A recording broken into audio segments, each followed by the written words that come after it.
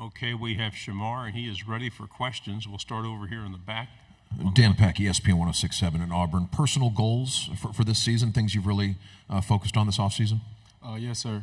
Just getting stronger, becoming a better leader, better communicator on the field, and just becoming a better overall linebacker. We'll go in the front row here. Shemar, I've been asking everyone with Oklahoma's entrance into the SEC, what can they expect on road games on Saturdays? Every road game is going to be a battle. Oh, yes, sir. One of the most hectic environments. Playing in the SEC for 2 years now, you can see some very interesting stadiums, very interesting crowds, so it'll be something fun to see. Let me go ahead and ask you a follow-up question, too. Also, OU Texas comes in with a heated rivalry. It's something that really, it's one of the best in college football. But you have a rivalry. You go to Jacksonville every year, a neutral site, just like OU Texas. What's it like playing in Jacksonville, playing in Georgia in that atmosphere, a neutral game, a neutral setting? It's amazing. You coming over the hill, coming down the hill, you'll see split blue and split red. So, it's a tradition that's going to continue to thrive. And, it's amazing. It's a lot of emotion coming into that game. Yes, sir, for sure. We'll go on the aisle right here. Shemar, Aaron Mukes, WALB. How has the linebacker room improved this offseason? Most definitely. It improved a lot with skill set, I would say, bringing in Pup Howard and some freshmen like Miles Graham and Aaron Childs. We bring in a lot of skill with a lot of vets in the room like myself, Derek Wingo, Ronald Moulton.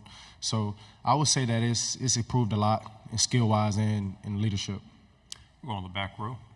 What can you say about Ron Roberts and the impact he's had on the team and your game?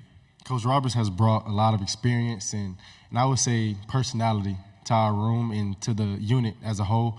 And Coach Roberts, he just come in every day and work and instill in us, just take it one day at a time and be intentional with your work. What's the most fun about playing SEC football? The most fun about it is every game. You're going to come in and play a tough team every single game, no matter who it is, no matter the record. So, and also the environment is also hectic as well. Is the environment in the swamp maybe the best?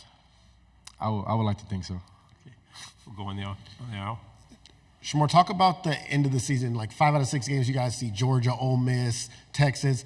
Do you guys prepare for that? How do you guys prepare for that type of schedule? We know every week in the SEC is tough, but how do you look at that at your schedule this season?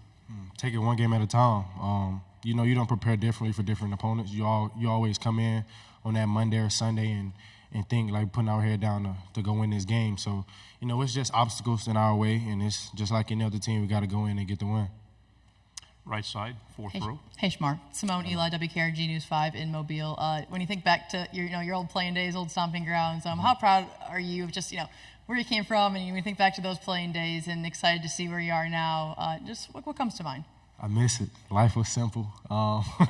You get to go to high school, go to class, come back home, to your mom. So I miss Mobile. Yeah, it's born and raised there. It will always be home for me. So, I miss it. Faith Academy, my old stomping grounds, Coach French, so I miss it a lot. That's what I was going to ask Coach French, obviously, someone that poured into your life. Him, any others that you couldn't come to mind when you think about helped your development early on and off the field, supported you, family members? Oh, yes, ma'am. Coach French and every support staff in that school, most definitely. Miss Meredith, Miss Shaw, Miss Anderson. They all helped me along the way to get where I am now, so I'm very thankful for them. Yes, ma'am. You're on the aisle. Yeah, what are your thoughts about the University of Texas coming into the SEC, just from the outside looking at them? Most definitely. Texas coming in, that's bringing even more competition in the conference, and I'm excited. I'm excited to play against Texas, go to Texas, and get the job done. Yeah, it's going to be a fun day in Austin. Have you looked at tape as far as Quinn Ewers and what that offense does? No, sir, not that far down the line yet, but there has been talks about it and their style of offense as well. We'll go in the back. Shemar, who's a name or two on the Florida defense people might not know right now, but you think by the end of the season they'll have broken through and proven themselves? Yes, sir. Greg Smith, a freshman that came in. Jameer Grimsley, another freshman. DJ Douglas from Alabama guy. Charquez Bridges, transfer from Oregon. Those are some names that we have in household right now that's I believe is going to make a big splash this year. On the aisle. from a defensive standpoint, what have you seen from DJ Lagway, the freshman coming in, that has impressed you? Most definitely has a big arm.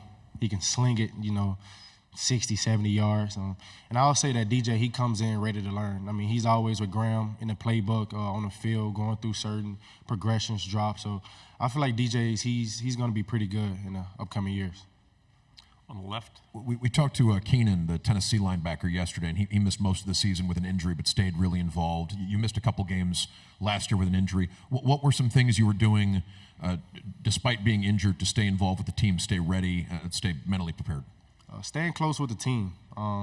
Injuries, it can sometimes draw guys away from the team. And I believe that some guys may consume themselves of too much of football, that's what they become. So I'll say just staying around the team, encouraging the guys each and every week, each and every opponent that we may have. So I'll say that, yes, sir. On the left, standing up. Hey, Brian Holland, WVLA in Baton Rouge. Every rivalry is different, right? Like, if you had to describe to someone who's never been, LSU in Florida, that environment, those fans, how would you describe it? Crazy. From the pregame to the first quarter through the fourth quarter, it's constant yelling, constant chirping from each side, the fans. Like, it's an environment that you just can't describe in words, I would say. Yes, sir. Do you have a particular favorite roadside to go to, or one that you don't care for? I've played at Tennessee my freshman year. That was pretty loud. Yeah, it was pretty fun as well to play in there. Left side. You mentioned some young players who may break through. What are the most important things those guys can do to help the team in the fall? Guys who haven't played very much but could have a big role this season. Mm-hmm. The most important things that they do is come to the facility and work every day.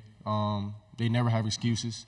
When their body hurt, they still going, giving 100%. So I'll say that's what's going to separate them and bring themselves to the spotlight. On the aisle in the back.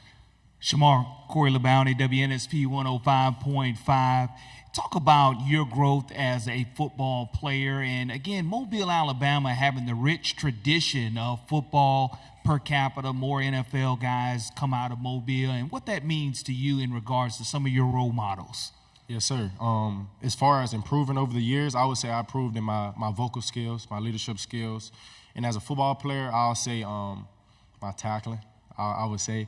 And the thing that you mentioned about just taking that pride in the 251 in Mobile, Alabama, yeah. I come in the locker room every day and talk crap about it, saying we're the best city, best state in the country. So, yeah, that's the answer to that. Another question on the left. As a linebacker specifically, going to be kind of nice playing LSU this year, not chasing around number 5. He's now in the NFL. Jaden Daniels now in the NFL. Mm-hmm. May you ask that question again? I'm sorry. Going to be kind of nice. You don't have to chase around a scrambling quarterback like Jaden Daniels. Yeah. 600 yards of offense last year. Gave us a hard time last year. I unfortunately didn't play in that game, but yeah, he gave us a hard time. Yeah. Another question on the left. What are some things Graham has done to win the team over? It can be tough as a transfer quarterback to prove yourself to the guys, but what are some things he's done to establish himself as a leader? Yes, sir. Graham has connected with a lot of guys, and I'll say that's one of the biggest things you need to do when you're, in a foreign environment. Connect with guys, get to know them a little bit more, so when times get tough, you can challenge those guys. So I feel like Graham made a great impression on me and the rest of the players. So I feel like that's why Graham is, one of the leaders that you guys see now. Final question for Mobile again. Shamar, the hardest part for you being on the sidelines, not being able to play. I know you learned some valuable lessons in high school, watching and not being able to play, being injured. Those lessons, tell me how that helps you at your linebacker position. And now that iPads are going to be on the sidelines as well, so you can see real-time mistakes. Oh, yes, sir. Like you mentioned, being hurt my senior year, at the end of my senior year, it kind of helped me in this journey that I had with the surgery and the knee injury that I had.